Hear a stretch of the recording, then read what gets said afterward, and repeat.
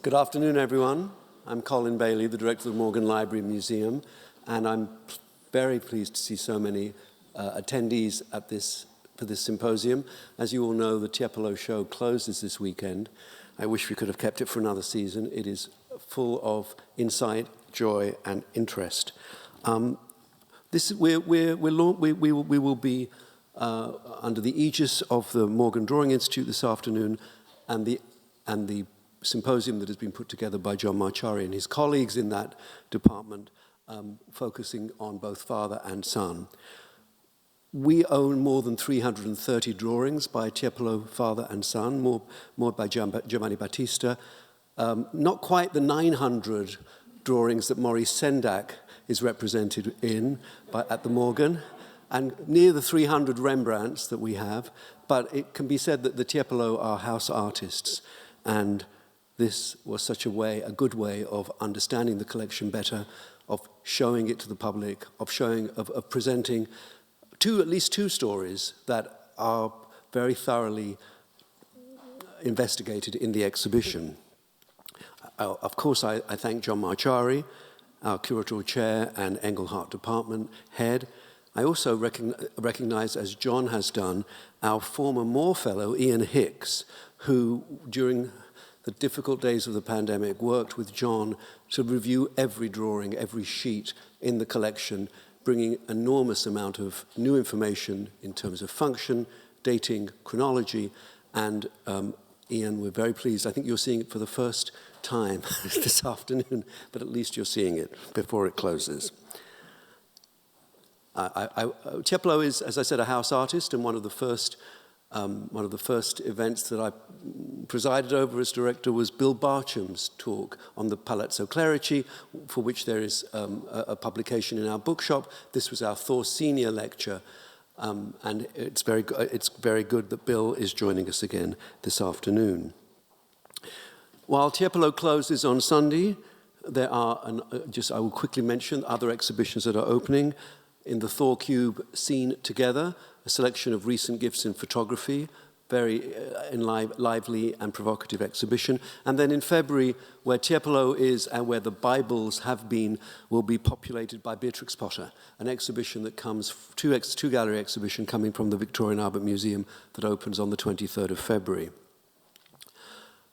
2024 is also the Morgan's centenary, and in a way, having the Tiepolo show as one of the most important pair of artists represented in the collection launches a year of very ambitious shows.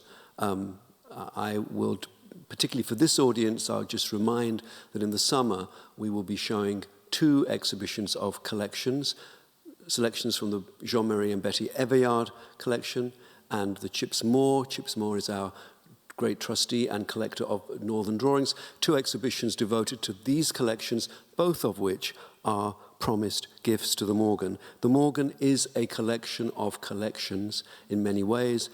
When John Pierpont Morgan began the museum, and was acquiring very seriously from the Tuvey collection, the Bennett collection, the Irwin collection, the Fairfax Murray collection, which is the reason why we have this foundational representation of Tiepolo. It's a long program and very interesting speakers, so I'll ask John Marchari to come and introduce them, and we'll get started. Thank you.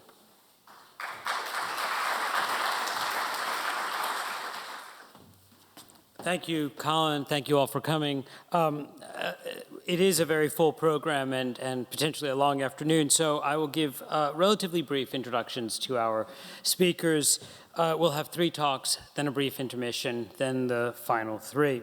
We start with Catherine Whistler, who's research keeper at the Ashmolean Museum in Oxford, longtime curator there, who's worked on Tiepolo for many, many years. Going back, she reminded us this morning, to her doctoral thesis, which was on Tiepolo's late years in Spain.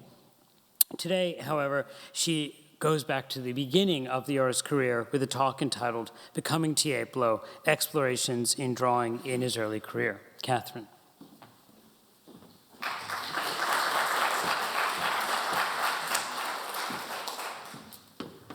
Thank you very much, John, and I hope everybody can hear me. Right. The relative rarity of drawings by Tiepolo from his early career is evident in the range of works of art in the Morgan Splendid exhibition. Tiepolo was already 30 years of age in 1726, but just 2 drawings of a similar type, each taken from the posed model, represent this early period of his life. Now, of course, we're talking largely about the Morgan's own collection, which is particularly rich in drawings from Tiepolo's maturity. But undoubtedly, very low numbers of sheets have survived from about 1715, when he painted his first significant commission at the Ospedaletto in Venice, through to about 1729, when he's already beginning to design major frescoes for Milan.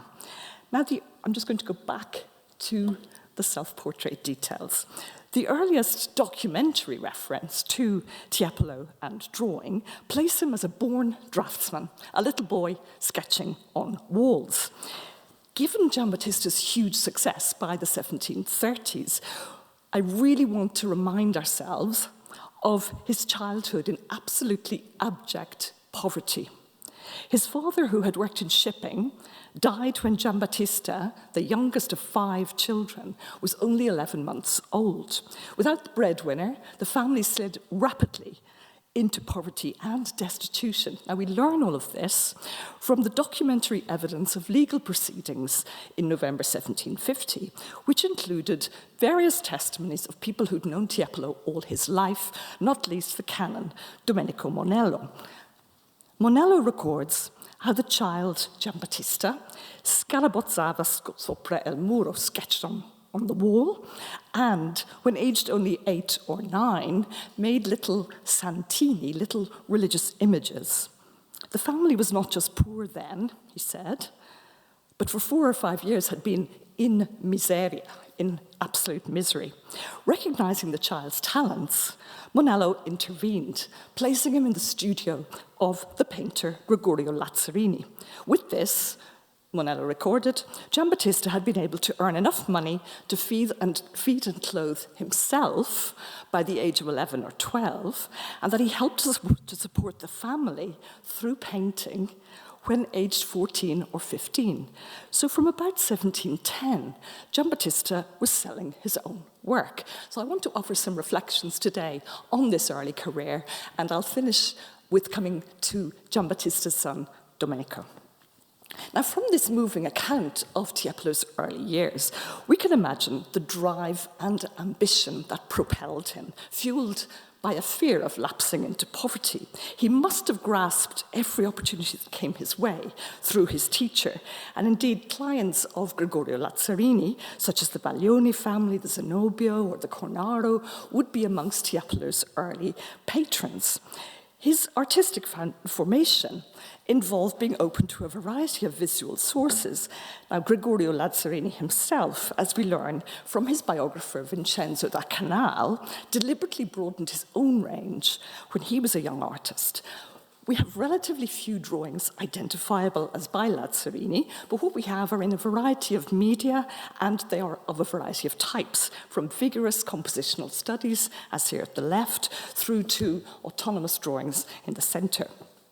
Da Canal tells us of the many books that Lazzarini possessed, and he would also have owned prints as well as sculptural models, the kinds of visual and material resources common in Venetian studios of the late 17th century.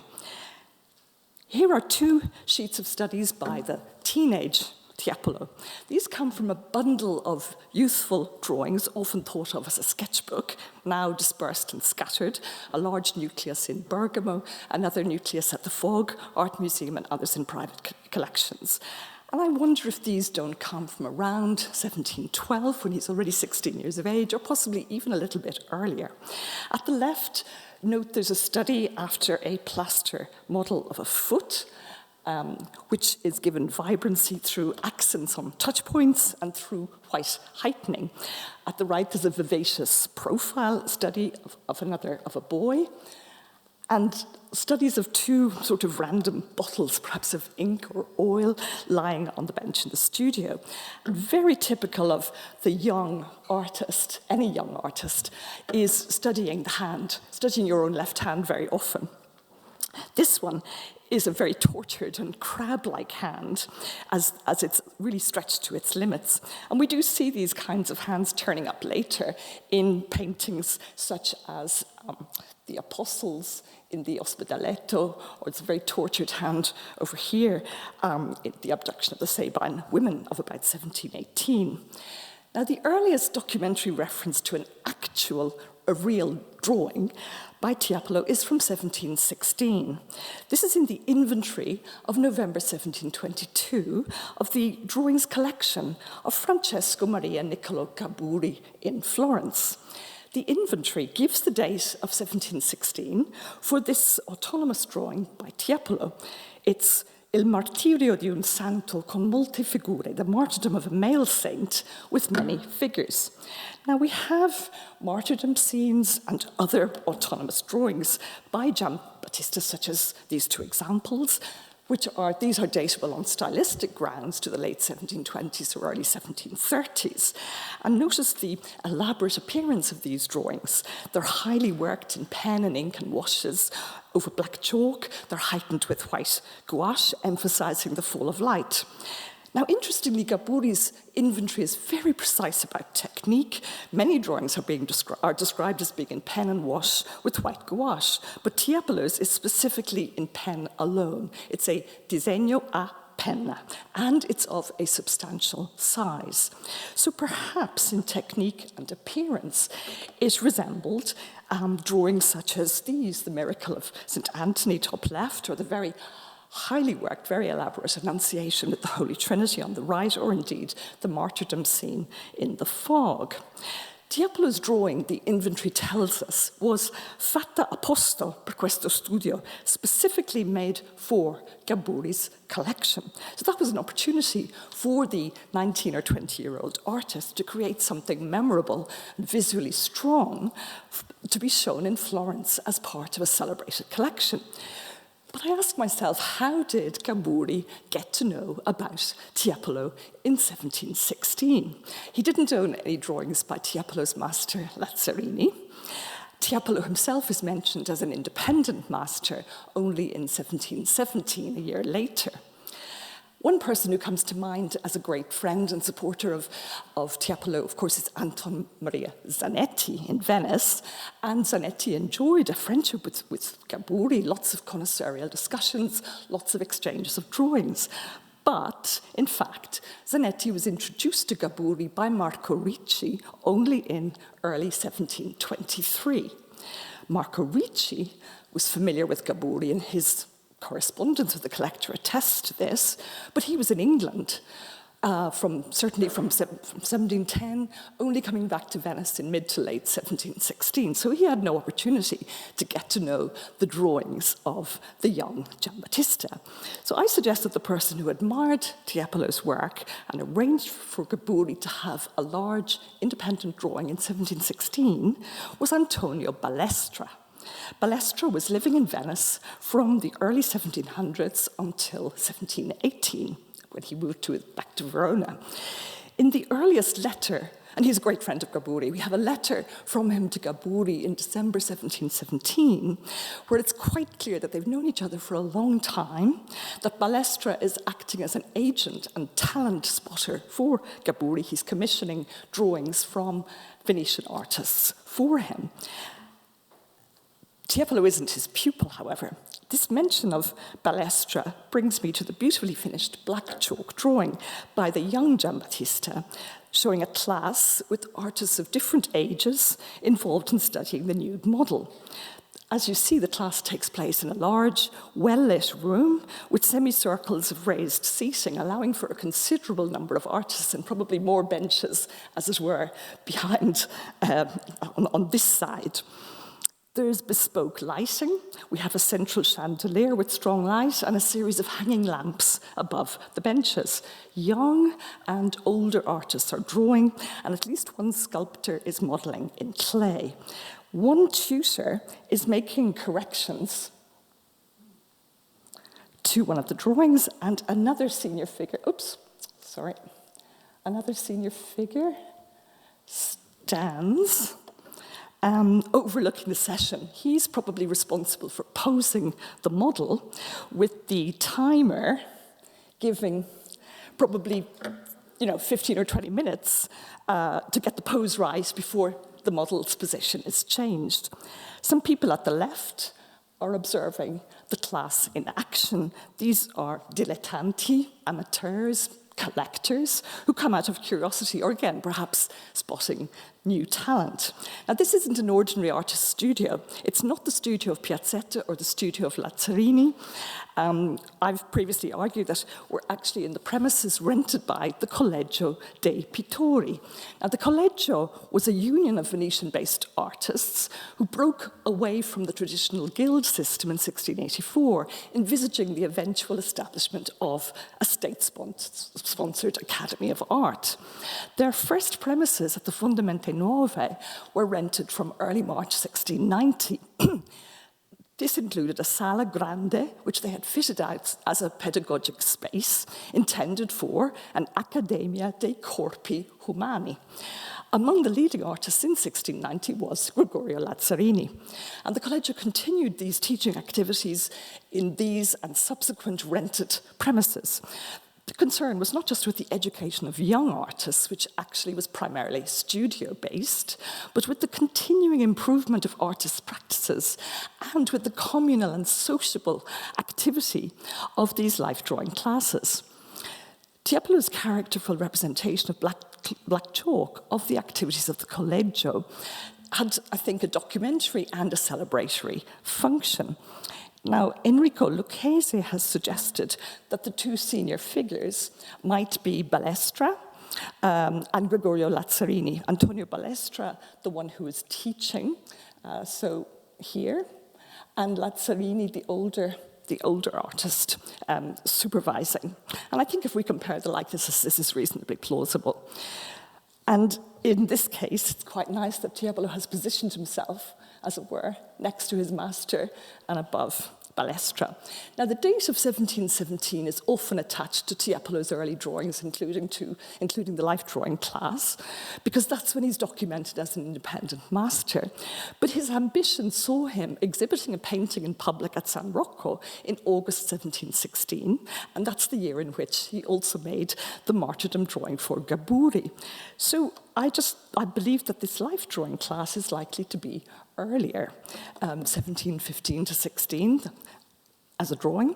And I think that gives us also, of course, a context for the two Morgan drawings, which could have been made during such classes. The one on the left, perhaps a more junior drawing, the one in the center, more advanced, and then the very elaborate sheet on the right, with the fully fledged figure of Hercules against a fully modeled background, is something that would have been built up, as it were, in the studio as a stylish image, perhaps for a collector. Now, as we've learned, the 14 or 15-year-old artist was already supporting his family by selling paintings while still in Lazzarini's studio. Other ways of making money would have been providing designs for prints in Venice's thriving publishing industry. A very beautiful black chalk drawing at the right was clearly made as a design for an advertisement for the merchant Francesco Zancarelli, who sold textiles in the Mercerie. Rather than being, though, a portrait of Zancarelli, as it's been called, surely this is a fashionably dressed ideal client who's pointing the way through the Piazza San Marco in the background to Zancarelli's shop. He's wearing high-heeled shoes and he's carrying a sword. An illustration of another shop advertisement this time for Giovanni Maria Ton in the Merceria is known through a photo published in 1929, which Giuseppe Pavanello and Adriano Mariotz found. And it seems absolutely of a piece with the British Museum drawing in its very playful and snazzy air. And notice in both that you have rolls of fabric spilling out over the edge of the drawn frame. Now, of course, some of, again, Tiepolo's early patrons for paintings were from this mercantile class. The wonderful crucifixion in San Martino in Burano with a portrait of its donor was painted for a local pharmacist who's been plausibly identified as Marine Ferrazzi, who died in 1724, aged 43. He had been prominent in confraternities based in San Martino from 1715. His name appears in 1715 and 1718 in quite prominent positions. For me, this is a young man's painting. It's very showy and it's not quite coherent. And so I just wonder if it might not be from about 1717 to 18, by comparison with the equally large but stylistically more advanced composition of the Sabine women of 1718 that I showed you a few minutes ago. Meanwhile, the priest, Domenico Zugno, was celebrated in this portrait drawing by Giambattista. And note the kind of knobbly hand, the strongly marked features, and the large eyes. I think in date, this is really not far from the life drawing class. Now, a related print on the right was produced by Francesco Zucchi, and this is dedicated to Alvise Pisani, Cavaliere and Procurator. I think this is the Alvise Pisani of San Vidal, who commissioned Tiepolo's earliest fresco of the Assumption in Biadene in 1716. Now, the print is rare. In fact, it's a mezzotint, not an engraving. Bernard Aikema published this and noted that Domenico Zugno was parish priest at San Vidal from 1724. But surely Tiepolo created this portrait earlier, and I wonder if it wasn't through his clerical networks, such as the family friend Domenico Monello, I've mentioned already, and in fact a second parish priest testified in the same legal proceedings. Now, Tiepolo's first documented association with printmakers was when he provided 4 drawings for an ambitious publication by Domenico Lovisa, Il Gran Teatro di Venezia. This was announced and promoted from April 1715. It started to appear as a compilation of engravings in about 1717. 2 parts were planned, one with views of Venice, and the second with reproductions of major 16th century paintings, if you like, a kind of walking tour of Venice's notable artists and places. There's a lot of confusion both in the dating of Lovisa's publication and the arrangement of the engravings. As Jürgen Schulz has argued, the Gran Teatro was in fact in constant evolution, while individual clients could buy ready-made volumes or could create their own compilations. The first, what seems to be complete anthology, appeared in 1720. So there are 2 important points here. I think first is that probably by about 1716, Tiepolo was already working with the Zucchi family of engravers.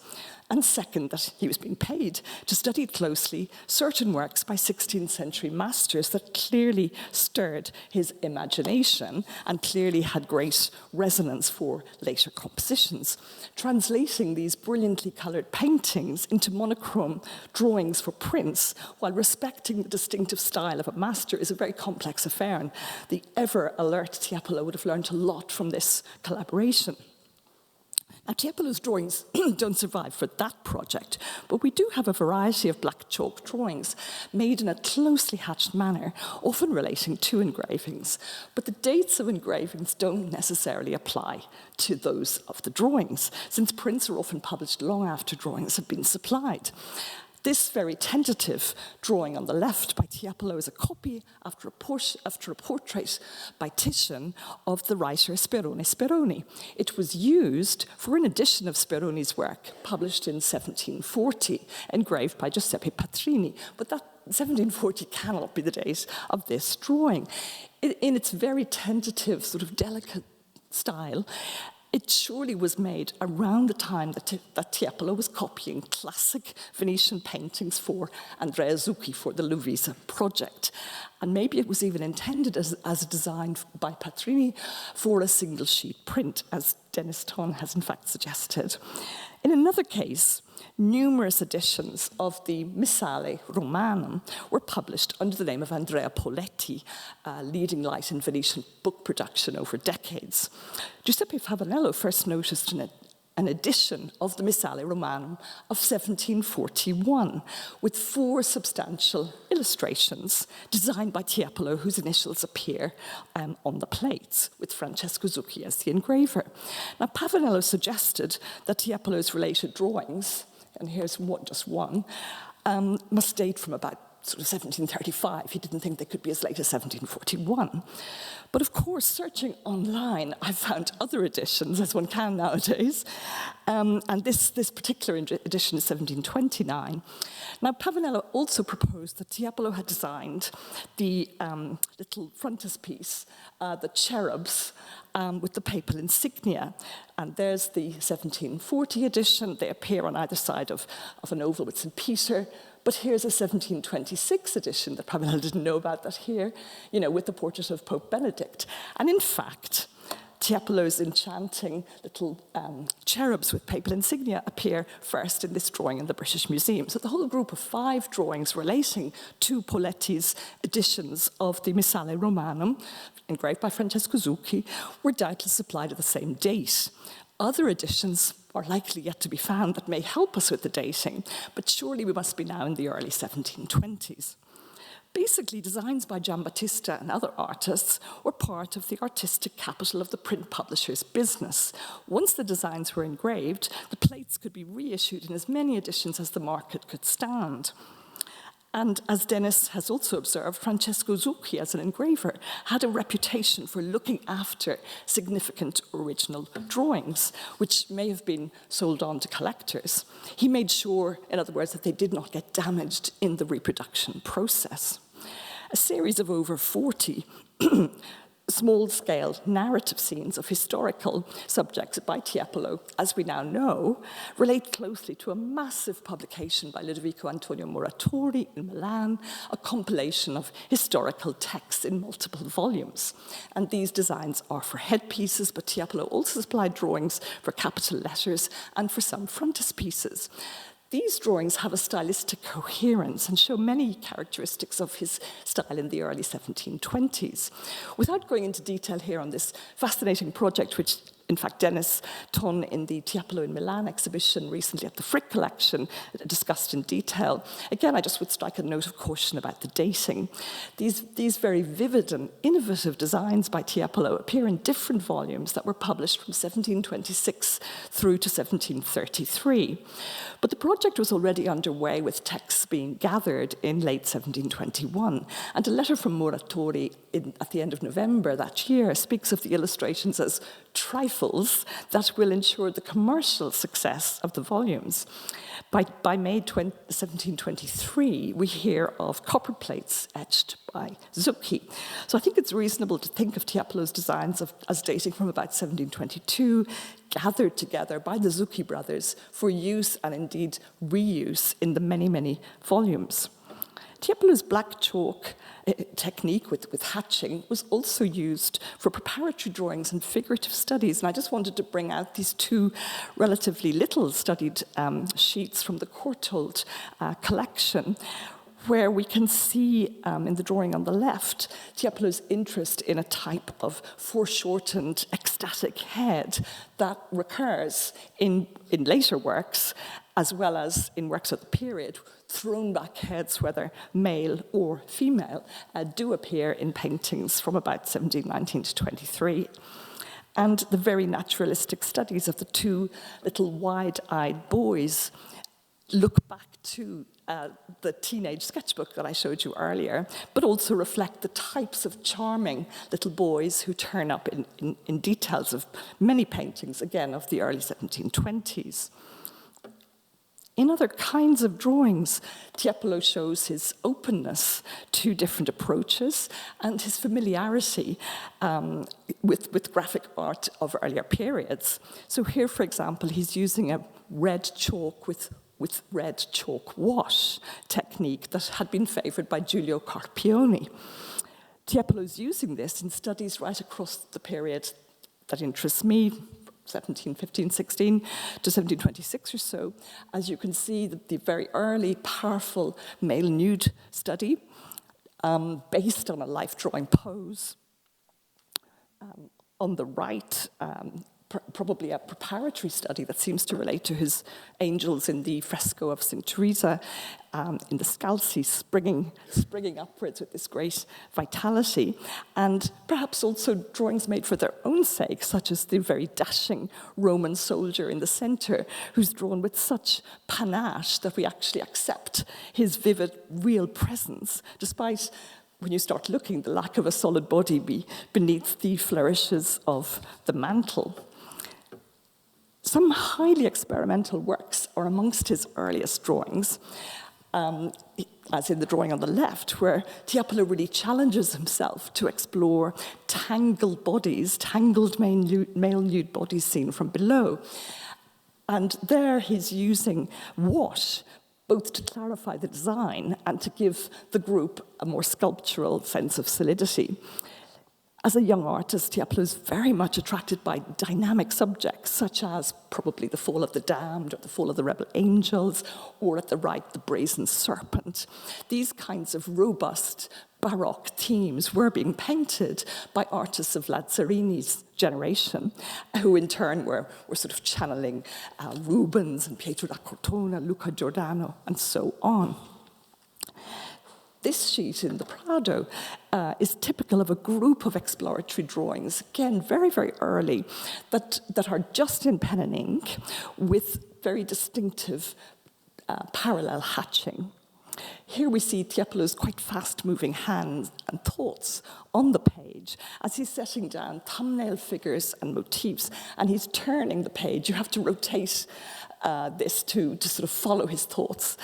We have figures standing, clothed in everyday dress. We have seated nude figures. We have twisting and turning figures. We have relaxed figures. This is really a compilation of separate motifs taken from memory, from fantasy, and probably from observation as well, providing a repertoire that could be developed in paintings. And Tiepolo encouraged these kinds of experimentation in the education, particularly of his closest collaborator, his son, Domenico. Now, of course, he already had numerous students in his orbit by about 1730. And I just want to note this fascinating drawing of that period, the late 1720s, the Sacrifice of Iphigenia, which, albeit rather damaged and worn, it seems to be by a student of Tiepolo. It's perhaps a record of a lost drawing or a response to an interpretation of a drawing, but very much in Tiepolo's manner. And indeed, an early collector, in a note on the verso, and that is an 18th century hand, already identified it as a copy of Tiepolo. At the time, in 1726-28, Tiepolo was working towards a painting of this subject, the Sacrifice of Iphigenia, and we have a compositional drawing by his hand in Washington. But looking briefly to finish at trends and directions in Domenico Tiepolo's early work, I think the similarities with Giambattista's own trajectories are rather striking. The young Domenico fills sheets of paper with rapid motifs, in this case on the left and below in brush and wash, or on the right in pen and ink. And these are motifs taken from memory, taken from details in his father's work, or again from his own observation. In the free-flowing brush drawings, we see expressive heads or isolated figures, many seen from below. And this kind of drawing is made side by side with sheets in pure pen and ink, packed with figures, and again, one needs to rotate the drawing in order to appreciate it fully. And if Giambattista's imagination was stirred by the fall of the damned or the brazen serpent, Domenico's imagination is fueled by his father's expressive or exotic figures and by scenes of everyday life. Like Giambattista, Domenico experienced the discipline of copying works by old masters in drawing.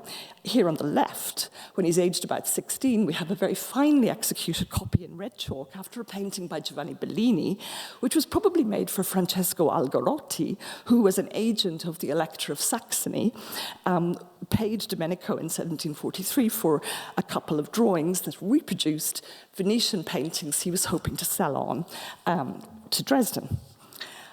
And in his youth, Domenico too was became closely engaged with printmaking through the 1740s, mainly through analysing and copying Giambattista's work. And on the right, I'm showing you a very tightly worked black chalk drawing, very tight hatching, which again recalls Giambattista's early engraver-like style in chalk drawings. And here's very much in the spirit of Tiepolo's work for the engraver, a drawing in the Ashmolean, which used to be attributed to Piazzetta, which I believe is in fact by Domenico, and again may relate to a design for a print at this time of a portrait of Machiavelli. And to finish, I want to just finish on a note that brings us back to the beginning of my talk. I've always been puzzled by this sequence of 35, I'm showing you 3, very small, oval devotional images drawn by Domenico, and they do date from very early in his career. And for me, they now recall the idea of the Santini that Giambattista was designing as a very young teenager to help support his poverty-stricken family. Those were described as Santini piccoli da anello. In other words, they were little devotional images Giambattista was making, images that would be worn on the body, incorporated into rings. And I just wonder if this may not be echoed here in Domenico's youthful efforts in these small ovals that, again, may have been intended for prints of holy pictures. Thank you very much.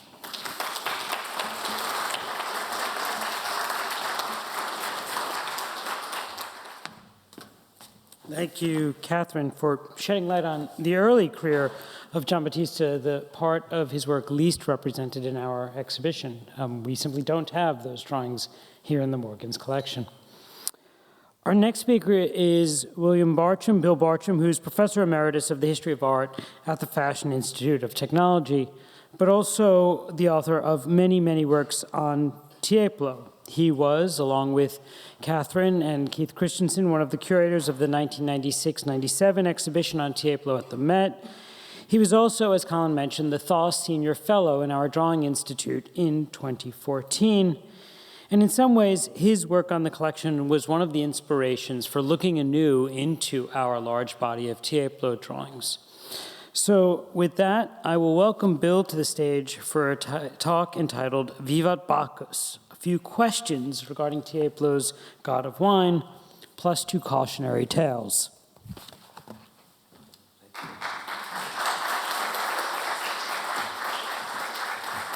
Good afternoon.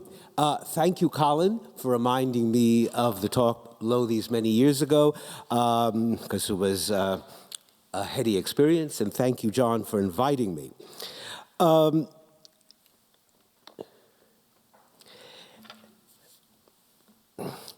The first words of my title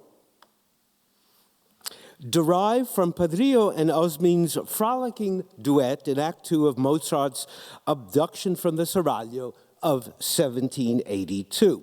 Here, where? Okay, this is the some of the words. On a very broad sense, the verses you see foreshadow Tiepolo's 3 versions of Bacchus of 4 decades earlier. My talk today, generated by Bacchus, is, I'm afraid, more sober than the duet, and I'm sure drier than Giambattista's art. In late spring 1740, Tiepolo frescoed the ceiling over the Salone in Palazzo Clerici, Milan. Here we see on your right Apollo's chariot racing towards us, and on your left, a splendid drawing at the Met by John Singer Sargent of part of the ceiling. Bacchus sits on the other side of this long rectangular-shaped ceiling, and here is a detail of me in front of you. A few years on, Tiepolo painted Bacchus again, this time on a canvas in the National Gallery, Washington. And a contemporary fresco of Bacchus and Ariadne decorates a ceiling in Palazzo Labbia. Those of you who know Palazzo Labbia, this is not the famous ballroom where Giambattista later frescoed scenes of Antony and Cleopatra. Now, 6 drawings and 1 oil sketch can be associated with the 3 paintings. There may be more, but I don't know them. There are, in addition, two small paintings, that one I have never seen on the left in the Fondazione Zani Brescia, and a work on the right related to the bottom part of that, once in Venice in the Pietro Scarpa Gallery. Bacchus is absent, but his thyrsus, or staff, is on the bottom right. Now, one of the Morgan drawings, as is in the gallery to be seen, may be associated with the pudgy little Bacchus, as you mentioned this morning, in the preparatory oil sketch in Fort Worth. Tiepolo quite likely prepared both the sketch and the oil sketch in Venice before leaving for Milan, perhaps previewing them to the Marchese Clerici in Venice, because Clerici was in Venice on May 4th, 1740, we know that, attending a regatta. Moving downwards on the sheet, Tiepolo elaborated, obviously, altered Bacchus, and if we reverse or flip, and we look at this, so the image on the left has been flipped, and you look at the part in red, you can see that this section more or less shows Bacchus as he will appear on the right. Now, everyone familiar with Tiepolo knows, this is already mentioned, that he often transposed, inverted his protagonist to arrive at new ideas.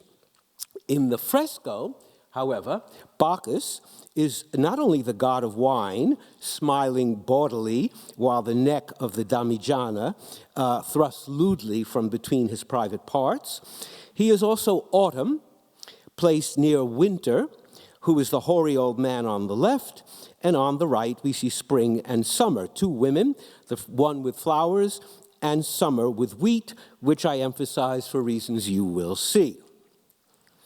Two drawings, one at the Met and one at the National Gallery, relate, I think, to the Labbia fresco, which we'll look at in a moment. Did the young Domenico draw the weaker version at the Met at age 18 or so, when perhaps assigned to paint the fresco in the mid-1740s? Here you see a detail, no slide available as far as I know in color. Near in date is the Washington canvas, for which another drawing at the Met was surely preparatory. Note the barrel and the accompanying Bacchic figures. One side of still another Morgan sheet can also be tied, I think, to this painting, perhaps again if we transpose or spin a Bacchus. Now, I need Photoshop to do this, but Tiepolo used his imagination or skills, and if we reverse the frescoed Clerici Bacchus, it seems quite clear that Giambattista was like a street mountebank. You all know the game where they shuffle their cups, and we lose track of what is ever we saw at the beginning. We don't know what was the real thing at the very beginning. Now, if we can admire Tiepolo's legerdemain, it can also stump us. The Washington canvas, which I've seen for years, now actually bewilders me. As some of you know, the work is linked with two other paintings in Houston and in Dresden. All three paintings have the same vertical dimensions, and they have similar enframing devices in feigned stucco at their corners. You can see those left and right, less visible in the Houston slide. These paintings must have adorned a Venetian palace or mainland villa.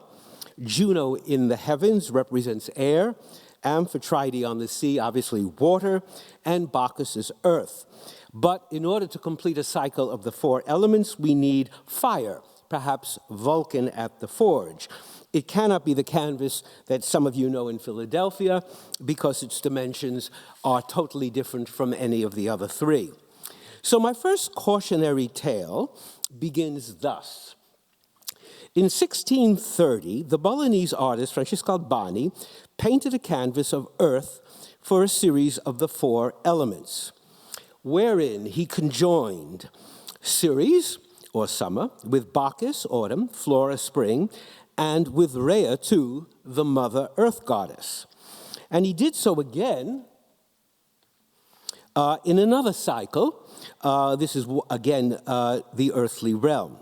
Now, prints after Albani's work proliferated, and they did so after Louis de Bologna's related series. Here is Earth, the etching on the bottom right, the painting on your left, again, with the same quartet of figures. Now, Rhea appears in the far left corner of the Washington painting, but if you read the catalog of the National Gallery, it is said that she was added later. So how much later? Was Rhea not part of Tiepolo's plan? What intent lay behind his commission? And just before we move on, let me draw your attention to the rear legs of Tiepolo's two female protagonists, so that we may posit, or I may posit, the involvement in this series of the young Domenico or someone else close to Tiepolo. So my first cautionary tale questions whether the woman turned away from Bacchus in the Washington painting is indeed Ariadne. Note her attributes. She has the same sprig of hair as in Albani's paintings, again, as in Tiepolo's own Summer in the Clerici ceiling. The labia Ariadne is without the sprig of hair. And if I have not sowed seeds of doubt in your collective minds, here are two figures of Summer, a small mice in porcelain, and Murillo's painting in Edinburgh. And I add Luca Giordano's oil sketch for the scene of agriculture on his ceiling of 1682 in the Medici Palace in Florence. And finally, we look at Ceres in Vincenzo Cartari's emblem book that Tiepolo often referred to. So we have Ceres again and again with grain in her hair.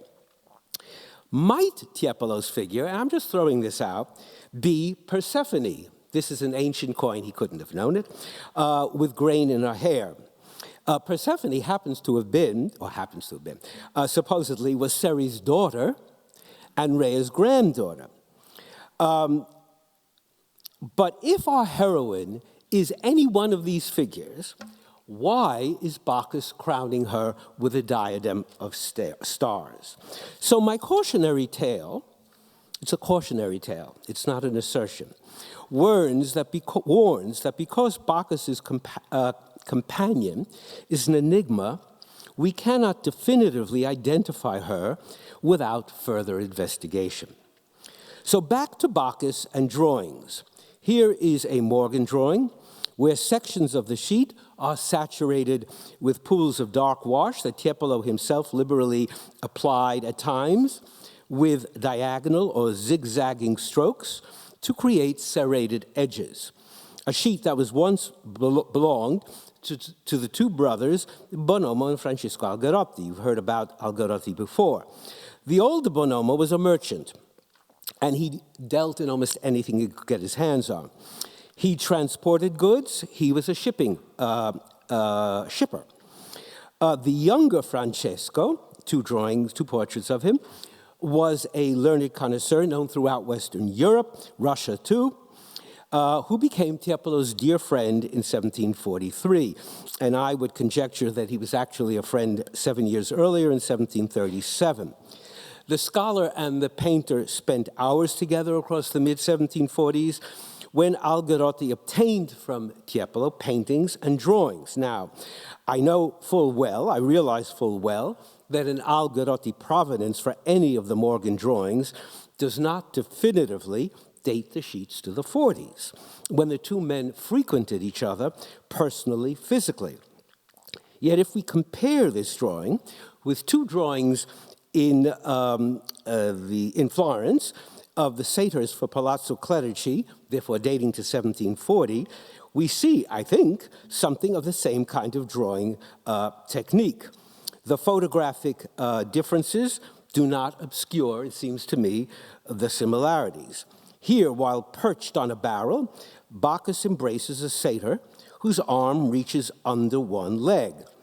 Was this figure, possibly, not certainly certain, preparatory for the Washington canvas? And if we reverse it again, we can compare it to that figure, and if you look at the red dot or the red circle on the upper right, you can still see the satyr. The satyr has just been put behind. So the Algarotti provenance of the sheet and its relationship to the Clerici satyrs brings me to my second cautionary tale, which is one of dating. So Ian, who speaks after me, studied a group of Morgan drawings in preparation for this exhibition and discovered their German watermarks, leading him to propose that Tiepolo must have been working on paper he carried back from Germany in 1750. He and John, who curated the exhibition, conclude that Tiepolo made this group of Morgan drawings not in preparation for the frescoes of 1743 in the Scalzi, as held in the past, but rather for the triumph of the faith in 1754 in the Church of the Pietà. So my following remarks encourage us to take additional factors into consideration before presuming to redate the sheets definitively. In other words, to treat the discovery of the watermarks not as a point of arrival, but as a point of departure.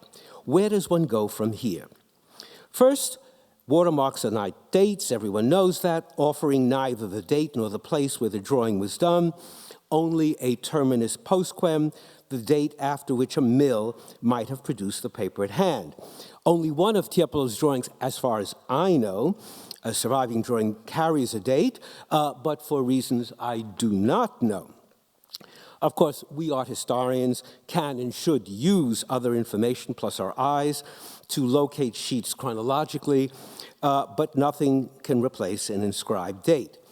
Continuing with factors to take into consideration, Tiepolo used Prussian blue at age 20 when he did this tiny painting that contains traces of pigment only 8 years after the earliest use in Berlin of Prussian blue. It's an invented pigment.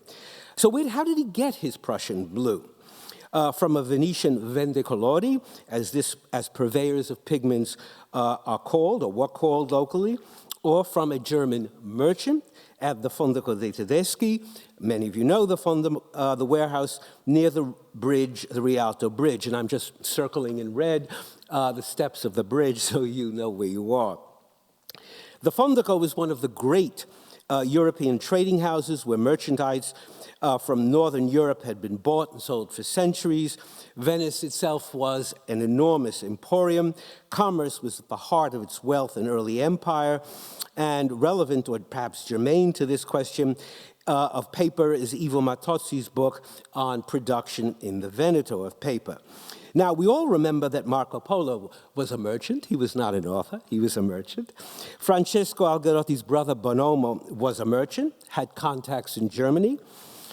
He sent what today passes as a wire transfer of money to Francesco while his brother was in Berlin visiting Frederick the Great.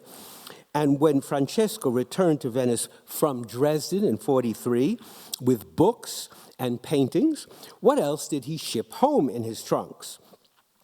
My point is that artists enjoyed contacts of all kinds that procured materials for them. For example, the famous Venetian portraitist Rosalba Carriera obtained non-Italian paper from Rome as early as 1704.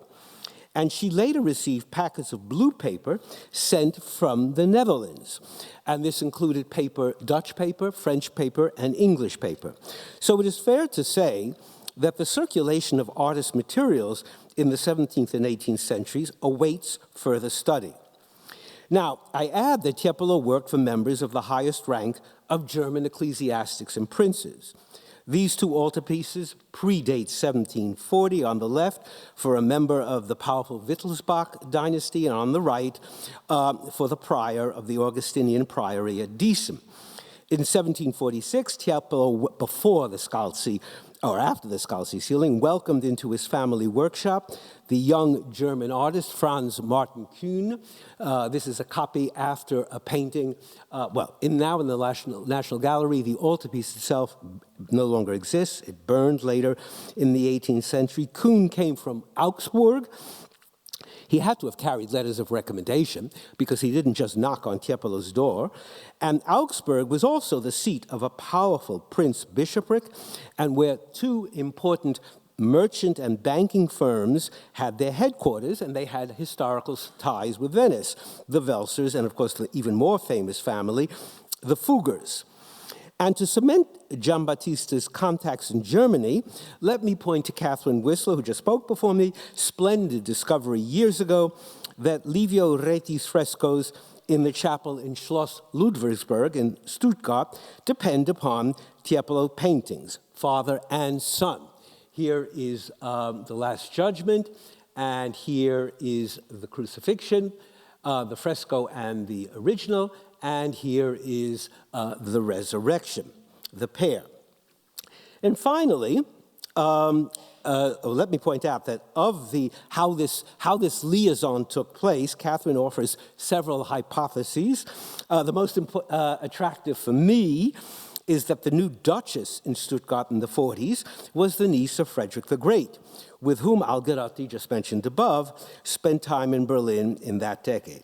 And finally, we are told, I don't know that anyone's proven this, that when Prince Bishop von Greifenklau invited Tiepolo to paint in Würzburg, he sent his request to the great painter via merchants. So all of this reinforces the reasonable deduction that sheets of paper traveled like canvases and invitations, just as azurite and other minerals moved across frontiers to become pigments, and just as ivory tusks travel from India even to medieval Germany. So I repeat that the circulation of artist materials in the 17th and 18th centuries needs further study. A brief tangent. In these perilous times, when works of art risk destruction, I call your attention to an article in the New York Times in May 1915 by George McClellan, son of a member of Abraham Lincoln's cabinet and former mayor of New York City, that warned of the possible devastation of Venetian treasures by Austrian forces stationed in the nearby port of Trieste. This was May 1915. In October, 4 months later, Habsburg planes dropped phosphorus bombs across Venice, seeking to cup the city from the mainland by destroying the rail station and smashing thereby Tiepolo's ceiling fresco in the adjacent Scalzi church to smithereens. Now, having already seen Bacchus on the verso of one Morgan drawing, we turn to the recto on the right. So first, only one attendant angel in the Pietà ceiling and sketch is looking at us, as in the drawing on the right, and he, an angel, is it a he or a she, is sedentary and not flying. Second, note in the drawing on the right the upturned hands. So it seems to me that these angels are supporting and bearing weight, thereby leveraging a mass pressing and pressuring from above. In the Pietà ceiling, I don't see any angel doing that. Most obvious is that some of the angels in the drawings in question are full length, their legs dangling in space and their feet often pointing downwards. One angel in the Pietà sketch sort of approximates this awkwardly, but Tiepolo altered that figure in the ceiling. And now this is a personal statement. Let's keep in mind, too, that the Scalzi and Pietà ceilings are different kinds of religious visions. One on the left is an event. It may be miraculous, but it's an event, the transportation of the Holy House, whereas the other is not an event. The Virgin is not ascending. It is a tenet of faith. It is not an action. Now, this is very personal. I find it impossible, I've studied Tiepolo half a century, that I, as a Jew of lay conviction, can see the fundamental differences between an event and a vision, but that Tiepolo, a believing Catholic and father of a member of a religious order, did not. And moreover, that he did not want to distinguish two such different visionary experiences for the pious gathered below. Unlike the Scalzi angels who work, those at the Pietà acclaim, they assist, and frankly, they attend the holy gathering like members of a wedding party. Two more Morgan drawings fall into line with what we have seen of energized shifts in weight. And if we stay with one of them, while looking at the first bozzetto for the Scalzi, there are two, the similarities persist as they do when taking into consideration the second lineup of angels in both bozzetti. And when seen with the second bozzetto in California, these two drawings confirm the raising or elevating dynamic. And by the way, if this bozzetto had been in the show, it would have been helpful to look at them together. Finally, moving over to Mariano Fortuni's copy of the ceiling, which survived the bombing in 1950, made obviously before, I think again we come to the same conclusion, or I do, regarding the sense of takeoff, of lift, of levitation, in order to leverage weight bearing down from above. In 1791, Giacomo Quarenghi, a student of one of Tiepolo's assistants early on, and eventually the leading Italian architect at the Imperial Russian Court, bought packs of non-Russian paper in St. Petersburg. They were Dutch, they were French, and they were English. And by the way, some of the French paper had German watermarks, but they were made in France. Now, if Quarenghi could do that in 1791 along the Neva, and Rosalba Carriera could do it near the Tiber in 1704, was it not possible, it's a question, for Tiepolo to have done something similar, something akin, along the Grand Canal shortly before mid-century? It seems to me that this possibility is as viable as his carrying paper home from Würzburg, because that proposition necessitates not just a change in dating, fine, we change the date, that's no problem, but it means that he's making drawings for figures that he's already painted. These figures on the right were painted almost a decade earlier. So I conclude with a few questions. What about watermarks on preparatory drawings for the Pietà ceiling elsewhere? For example, this. Have they been studied? Does its watermark confirm what you have found here? What about drawings for the altarpiece of St. John Nepomuceno of 1754? Here is St. John's hand. On the other side, however, this gets a little more complicated. We have merchants for the stairwell ceiling. Tiepolo obviously drew on this side first, I would assume, and brought the sheet back and used it within a few months. But then there's another question. Did Tiepolo employ sheets ever with Italian watermarks in Germany? Let's reverse it. And if he used such paper in Würzburg, where did he get it from? Did he get it in Nuremberg, which is only 65 miles away, and which was one of the great trading posts, Nuremberg and Venice, in the 18th century? My point is that conclusions as to what was done when and where cannot result from the discovery of watermarks on a dozen or more sheets.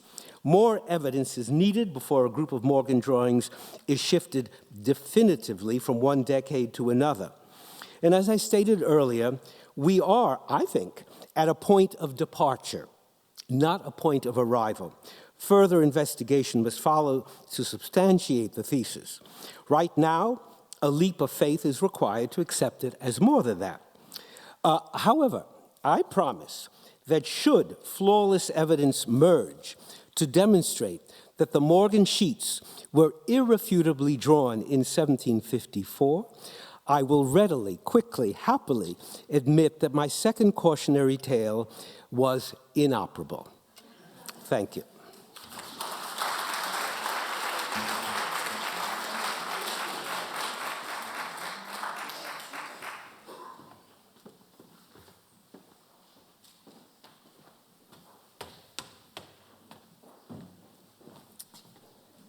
Well, at least we know we'll have something to talk about in the round table, I suppose.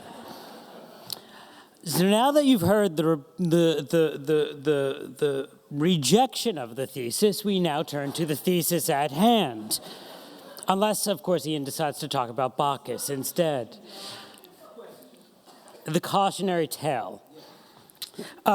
Because our next speaker is Ian Hicks, who, as Colin mentioned, was really the co-curator of this exhibition from the very start. He had a fellowship for 2 years as the Moore Curatorial Fellow that unfortunately ended before the exhibition went on the walls, but I really don't think the exhibition could have happened in the form that it has without Ian having been there doing the research alongside me through the pandemic. This show was really begun as a set of research during the pandemic. So without further ado, I will come to the matter at hand as Ian talks about Giambattista Tiepolo's quote-unquote Scalzi style reconsidered. Ian.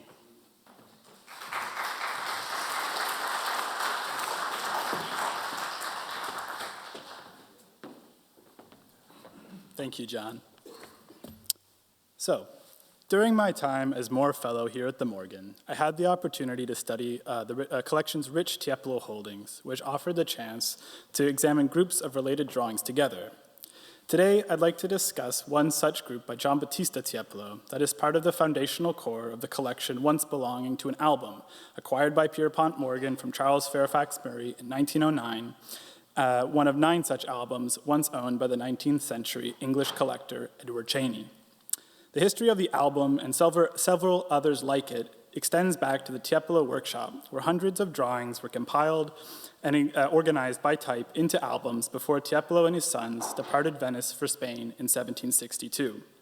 The Morgan album still bears vestiges of its original title, Soffiti, or ceilings, so called because its contents consist predominantly of figure studies for ceilings, for which Giambattista was renowned.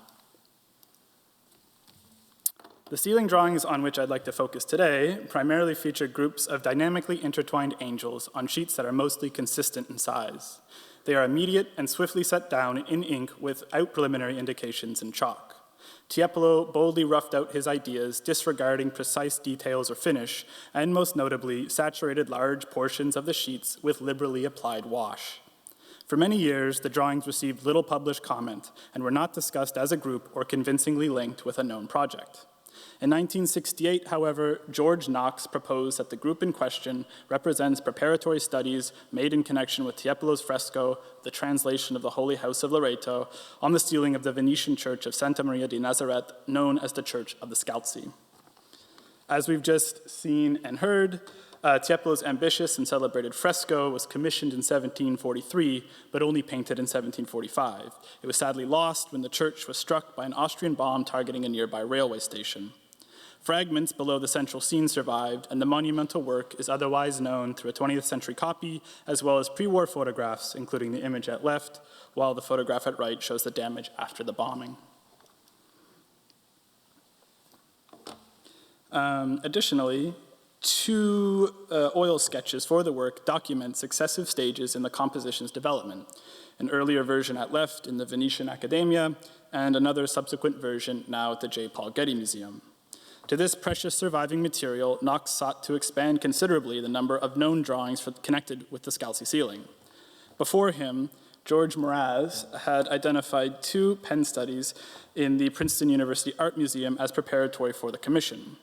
The first is a loose sketch of the Virgin standing alone atop her holy house, suggesting that it preceded the earlier Accademia oil sketch, where she adopts much the same pose and holds her mantle rather than the Christ child. The second features several studies of the Virgin seen from below holding the infant Christ, and was therefore advanced as a possible study for the Getty oil sketch.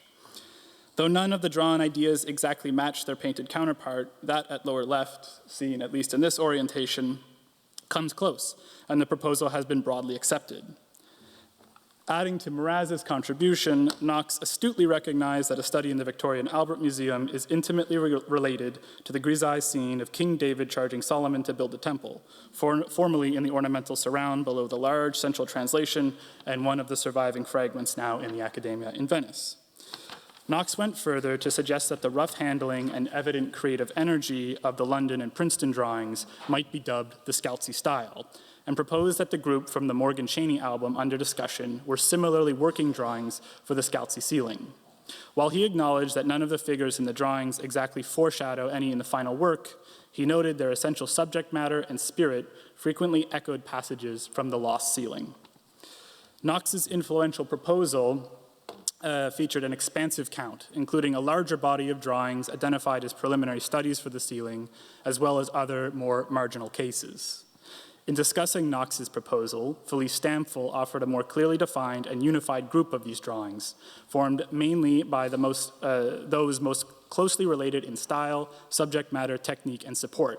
As Stamfel noted, the vast majority of the drawings were executed on paper carrying either a large watermark of a tree or the initials IFQ, which she rightly suggested might represent a paired mark and countermark.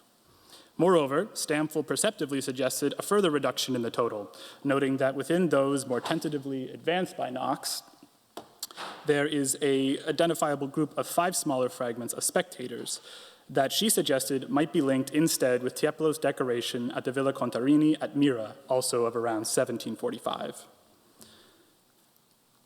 I think her suggestion should be upheld, and we can add that the youth carrying a parasol, a closed parasol, formerly on the Villa Contarini ceiling and now in the Musée Jacques-Marandré, is closely related to one of the Morgan fragments.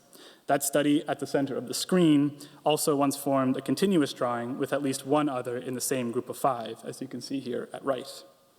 As a rule, subsequent authors have drawn representative examples from the Morgan Scalzi style group from Stamfel's count, and it is on those drawings I will focus here.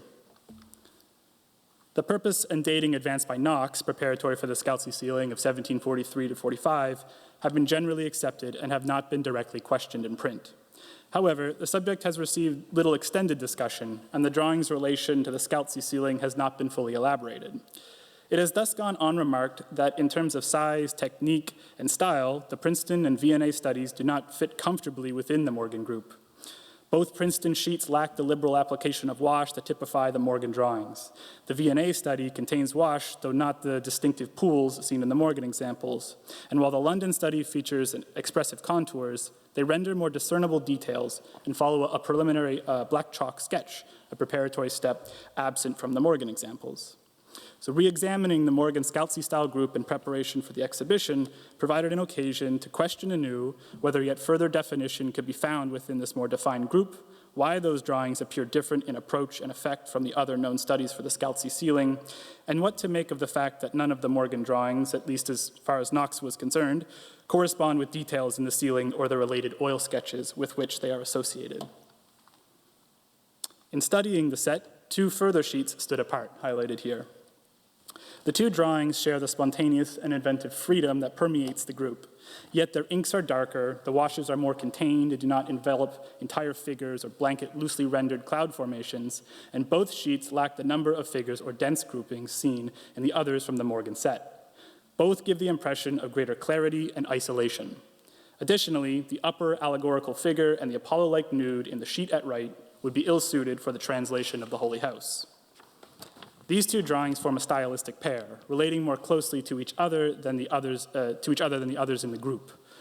Moreover, the elements that set them apart come closer to Tiepolo's study of one of the hours holding the bridle of a horse of the sun from the Lehman collection at the Metropolitan Museum of Art. To understand the Lehman drawing, we may again turn to George Knox, who was the first to propose that it may be the single known pen drawing to relate to Tiepolo's monumental fresco of Apollo in the 4 continents, signed and dated 1753, painted in Würzburg on the vault above the principal staircase in the Prince Bishop's Palace, the residence. At the Prince Bishop's invitation, Tiepolo and his sons traveled to southern Germany in 1750 to decorate the residence's reception room, the Kaisersaal, on which Giambattista and his assistants worked in 1751 and 52. Tiepolo then turned his attention to the more ambitious prospect of the stairwell ceiling, which was to become his magnum opus, a grand view covering some 6,200 square feet and depicting the apotheosis of the Prince Bishop rising above personifications of the four continents toward Apollo and the Temple of Wisdom. You see here the fresco at right, next to the oil sketch Tiepolo presented to the Prince Bishop in April 1752, and which is also now in the Met. In my view, Knox's suggestion is, in this case, convincing. In the upper portion of the Lehman drawing, Tiepolo studied one of the hours, identifiable by their butterfly wings, reining one of Apollo's horses. The motif features prominently in the final composition, though the exact figure does not recur. However, the inclination of the bridled horse's head, illuminated from the left by the radiant sun behind Apollo, and its mane blowing to the right, feature again in Tiepolo's oil sketch, seen here in the detail at upper right. The smaller study of a figure seen from behind, looking left with her hair tied up, may be related to the goddess Diana at the top of the oil sketch and similarly placed in the fresco. Given the stylistic similarity between the two divergent Morgan drawings and the Lehman sheet, and the latter's formal connection to the residence staircase, it follows to reconsider the Morgan drawings within the context of Tiepolo's most ambitious work. In doing so, we find a compelling connection with the lowest study of a flying figure and the most prominent hour in the group positioned just below Apollo's horses in the oil sketch and fresco. While in the drawing, Tiepolo swiftly delineated the figure's wings with curvilinear contours suggesting angelic feathers, the position of her arms and legs, the roughly triangular shape of her billowing drapery, and the fall of light matched the related figure in the Met oil sketch.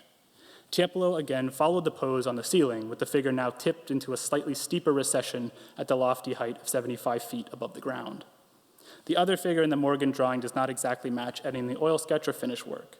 However, one can trace the vaguely indicated tether held in her hands to those featured in the oil sketch by the 2 hours to the lower right of this same group. Their purpose becomes more explicit in the final composition, where Tiepolo exchanged the cord for a harness, carried away from the viewer by an hour flying toward Apollo's horses and the other hours corralling them. The Morgan study of two flying figures also reveals Tiepolo broadly, if assuredly, utilizing the brush to envelop one figure in shadow, creating a bold juxtaposition with her counterpart, who is bathed in what will be Apollo's light, which Tiepolo communicated with the reserve of the page against concise touches of wash. A similar, if somewhat more subdued, effect in the oil sketch and fresco helps separate the two central hours in this group from the rest immediately below. The end anticipated with an economy of means in the drawing thus suggests the artist establishing individual poses while exploiting the wash's potential to indicate lighting effects that support the subject matter and legibility of the massive scene destined for a dizzying height. The second of the Morgan paired drawings features an allegorical figure holding a cornucopia, the well-known attribute of abundance, who does not recur exactly in the painted compositions. However, the lower study features a more readily identifiable figure of Apollo, nude with a cape, accompanied by two figures and gazing toward his outstretched left hand, suggesting that it is a working study for the composition's central figure group. The drawing does not closely match the final solution, but it is, in most respects, closer to the oil sketch than the fresco. On page and in paint, however, Apollo's pose is generally similar. Between the drawing and oil sketch, Tiepolo again converted the shaggy feathers to butterfly wings on the two figures accompanying the sun god.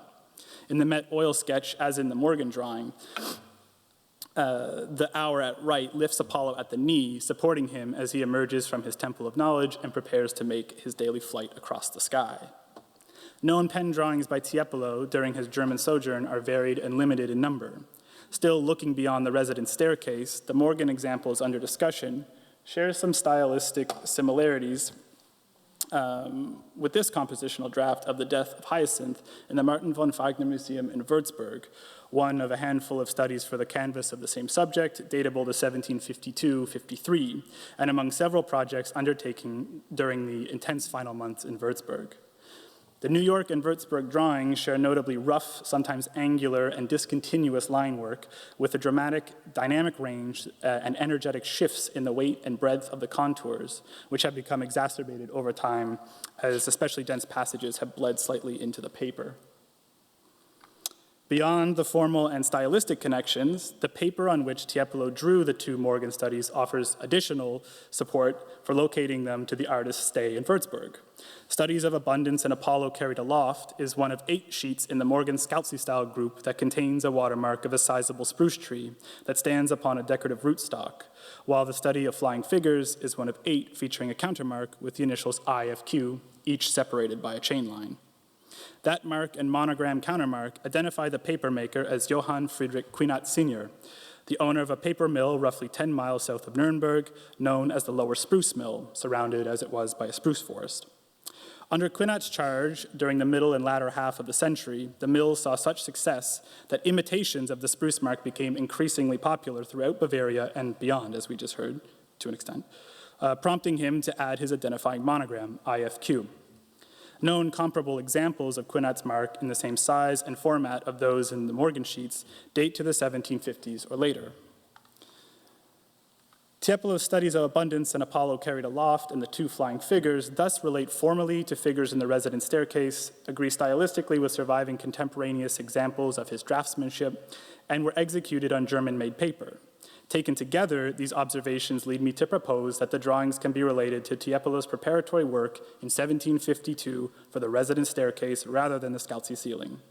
On the other hand, the same cannot extend to the rest of the Morgan drawings in the group under discussion, which feature Quinat's mark but do not connect directly with Tiepolo's German works.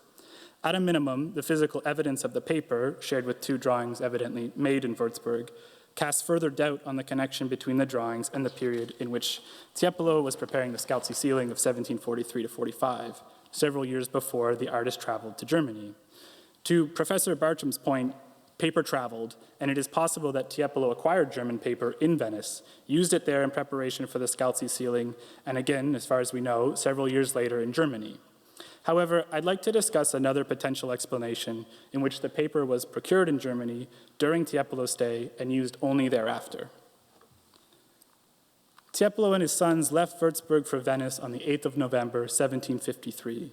And on the 15th of May, 1754, the now 58-year-old artist was contracted to paint 3 ceiling frescoes for Santa Maria della Visitazione, the Church of the Pietà. Just over a decade on, Tiepolo now commanded for the Pietà 6 times the income he'd earned for the Scalzi Commission. Tiepolo's largest and most significant work for the church is the fresco of the Coronation of the Virgin above the central compartment over the nave, which you see here at right, next to his tour de force oil sketch for the work, which is on loan from the Kimball Art Museum and on view upstairs. A contemporary account records that Tiepolo began within a month of signing the contract and was painting by the 13th of June. Payment records reflect that the work progressed quickly, and the giornate for the central scene fresco reveal that it was painted in an expeditious 34 or 35 days. A single drawing for the work has been identified in a private collection, justly recognized as a study for the Pietà coronation by George Knox. The large compositional study for the lower half of the composition is stunningly expressive. Tiepolo rendered the scene with brief, often abstracted indications with the quill, over which he applied layers of wash of varying dilutions, drawing with the brush in the case of the musicians at the lower margin. It documents an apparently early and discarded composition in which Tiepolo worked through a mirrored arrangement, with the Virgin at right and Christ and God the Father jointly extending a crown at upper left. Functionally, such compositional studies are relatively uncommon among the masses of Tiepolo drawings, and it has rightly drawn comparisons with another such rarity in the Morgan group, long held as a preparatory study for the Scalzi ceiling. Perhaps most compellingly, in a discussion of the Pietà ceiling in the catalog accompanying the 1996 Tiepolo exhibition at the Met, Keith Christensen referred to the Morgan sketch, mooting that, quote, "The abstract basis of the coronation's composition is perhaps best appreciated by referring to this rapidly executed drawing in pen and ink and wash that is often associated with the Scalzi ceiling. Whatever project it is connected with, the drawing is extraordinarily revealing of the manner in which Tiepolo went about mapping his compositional ideas." Indeed, I think it is possible to extend the correlation. While the abstract Morgan sketch is vaguely rendered, Tiepolo's purpose was undoubtedly to appreciate the broad effect of the whole, with its relatively bottom-heavy and asymmetrically diagonal arrangement, surrounded by turbulent margins that extend to the top of the oval field, interrupted only by the clear sky in the upper portion of the sheet. The general compositional layout is, to my eye, that of the Pietà coronation, rather than the more even three-tiered structure of the translation of the Holy House for the Scalzi ceiling. And with this connection in mind, it becomes more readily possible to understand the hastily rendered area of wash at lower left as a globe rather than the Holy House, the inchoate figure at upper right as God the Father, and the bouncing stroke at lower right as indicating a wing belonging to one of the angels bearing the clouds below the Holy Trinity. The rough organization of the Morgan drawing is closer to the final composition than the previously mentioned study in a private collection, whose many conceptual differences from the definitive solution point to the freedom of Tiepolo's creative process in the early stages of planning. The connection here proposed between the Morgan drawing and the Pietà coronation would place the drawing immediately after Tiepolo's time in Germany, which might explain why it was made on German-made paper, carrying the large spruce watermark, and begins to suggest a new possible dating and context for the others in the Morgan group. In another in the set, whose paper contains the IFQ countermark, Tiepolo juxtaposed a flying angel against angelic figures in putti and shadow. The key figure flies up to the right, reaching forward, her wings upraised, her hair flowing back, and her trailing leg emerging from shadow and billowing drapery.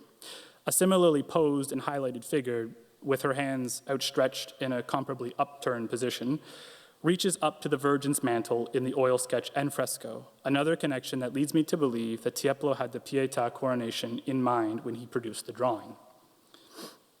The drawing again reveals something of Tiepolo's working process at this moment. The deft, if unmistakably loose rendering of details suggests the artist's relative disinterest in specifics. Instead, the schematic figures and broad washes again indicate his primary concern with using the fall of light to organize a densely populated ceiling composition to be read from a distance on the ground below. Turning to another sheet, again carrying the IFQ countermark, we find angel musicians below two others entwined in flight. The schematic figures playing the viol at lower left, dynamically but improbably playing the instrument turned back to project behind him, recurs in the oil sketch and fresco, where the instrument's shoulder has seemingly grown to bass-like proportions. The violinist at right in the drawing echoes the casual hold of the musician at lower left in the lower right, in the oil sketch, though the pose comes notably closer to the violinist in roughly the same position in the fresco, which might read more clearly on the screen when isolated. The two flying angels just above this group in the drawing do not recur in paint. Still, they may relate to the only two isolated pair in the oil sketch, similarly ascending just above their musical counterparts. This potential connection would suggest Tiepolo considering the broader composition in a rare surviving instance of a Morgan drawing, or a drawing from the Morgan group, rather, featuring figures that do not directly overlap. Here, in another example with the IFQ mark, Tiepolo again visually separated a single figure from the group by contrasting broad, washy shadow and the reserve of the paper. The principal angel reclines on a large sphere, which, in the context of the connections thus far proposed, recalls the predominant globe at the lower left of the Pietà coronation, a motif not present in the Scalzi ceiling. In the drawing, Tiepolo lit the seated figure and the globe from upper right, as in the oil sketch and fresco, and accented these more prominent features against the putti below and flying angels above that are recessed in shadowy wash. The seated figure does not recur exactly in the final composition, but a comparable angel can be found reclining on the globe to the left of the Virgin in the oil sketch and again in the fresco. It would be unlikely that in subsequent stages, Tiepolo would rely closely on such expedient studies, full of formal abbreviations and unresolved details, especially considering his propensity to vary his ideas throughout his working practice. Yet bearing in mind the drawing's function and level of finish, it seems to me that some of the studies in the Morgan group relate to Tiepolo's coronation of the Virgin for the Church of the Pietà to a sufficient degree as to permit the suggestion that they represent preliminary drawings related to the work.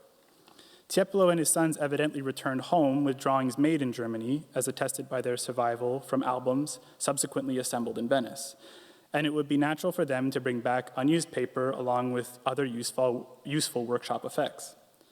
In the 29 days between signing the contract for the Pietà and beginning the painting process, Giambattista likely planned 4 compositions and produced oil sketches for each. Considering the pace of events and given the evident speed and bravura of the Morgan drawings, we might imagine Tiepolo rapidly generating ideas on a scale that enabled broad, often unmodulated applications of wash and the exploration of dramatic lighting effects. The other drawings in the Morgan group relate to the newly proposed drawings for the Pietà in style, subject matter, and often the paper on which they were made. These connections suggest that the drawings were produced at the same moment and represent a cohesive group.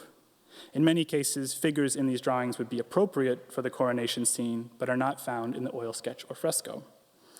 Nevertheless, it is possible that they document rejected ideas for the Pietà ceiling.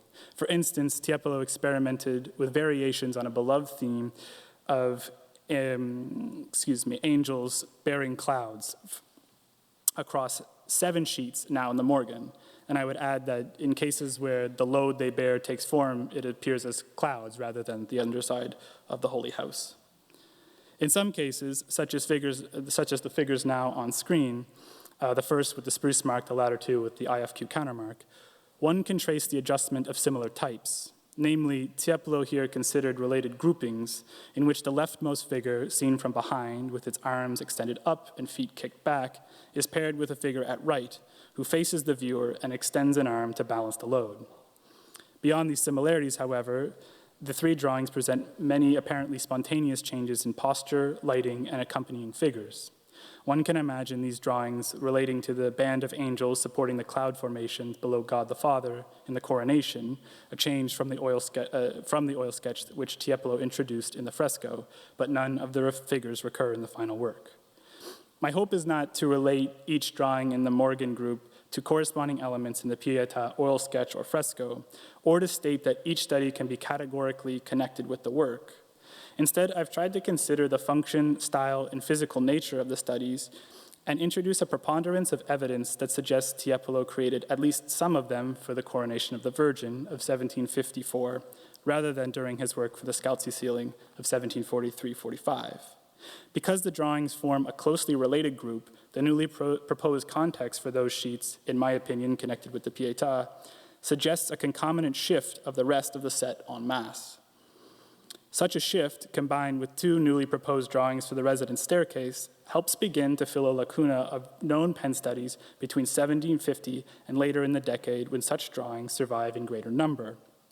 And it is also hoped that the redating here proposed will help clarify the picture of Tiepolo's prolific trajectory as a draftsman and contribute to further insights into the role of drawing in his artistic process throughout his career.